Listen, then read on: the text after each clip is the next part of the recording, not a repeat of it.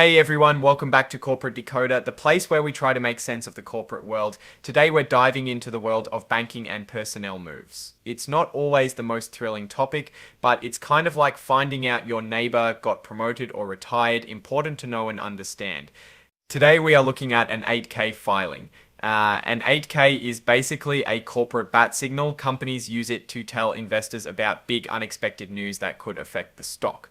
This report comes from the first Bancorp, and the date to remember is February 18th, 2025. That's when the event being reported happened.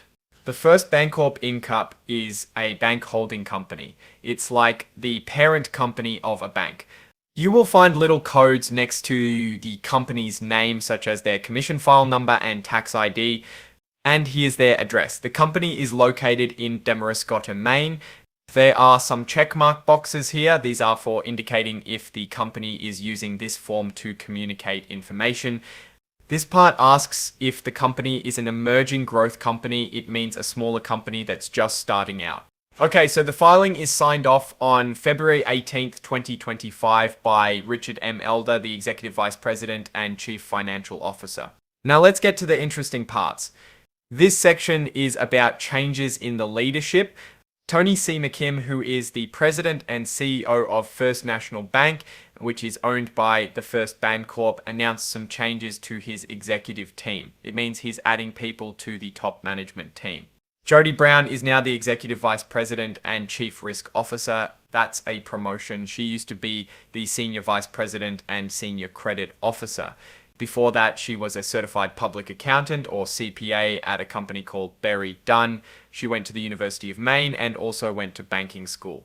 Marcia Benner is now the executive vice president and chief administrative officer. Another promotion, she joined First National Bank in 2021 as a senior vice president in charge of human resources, the people department.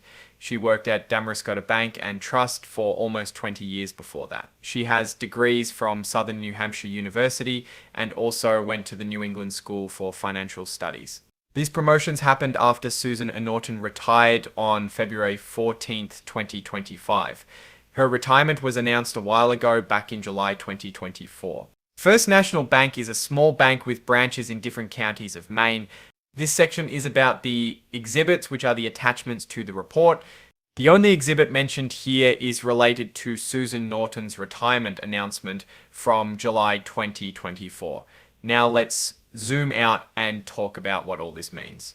First, these changes show that the First Bancorp is promoting people from within. Jody Brown and Marcia Benner have both been with the company for a while, and now they're moving up to bigger roles. This can be a good sign. It means the company values its employees and sees potential in them. Second, these changes are happening because someone retired. Susan Norton's departure created an opportunity for others to move up. This is normal in any company, but it's important to see how the company handles these transitions. Third, the new roles are important ones. The Chief Risk Officer is in charge of making sure the bank doesn't take on too much risk. The Chief Administrative Officer is in charge of managing the bank's operations and human resources. These are key positions that can affect the bank's performance. So, what does this mean for the stock? Well, it's hard to say for sure. These personnel changes aren't necessarily a reason to buy or sell the stock, but they are something to keep an eye on. If the new executives do a good job, it could help the bank grow and become more profitable. If they don't, it could hurt the bank's performance. One thing to consider is the bank's valuation, meaning the value of the company. Based on its current earnings and growth prospects, the stock looks fairly priced. There are always risks and opportunities. The economy could slow down, which could hurt the bank's loan business, or the bank could find new ways to grow and become more profitable. Overall, my outlook on the First Bancorp is cautiously optimistic. The company is well managed and has a good track record. The recent personnel changes could create some uncertainty, but they also create an opportunity for new leadership to make a positive impact. Based on this, I would say a reasonable price range for the stock would be in the $30 to $35 range. So I'm leaning towards a slightly bullish, which means positive outlook. I believe the upside potential is greater than the downside risk. If you liked the video, subscribe, like, and comment.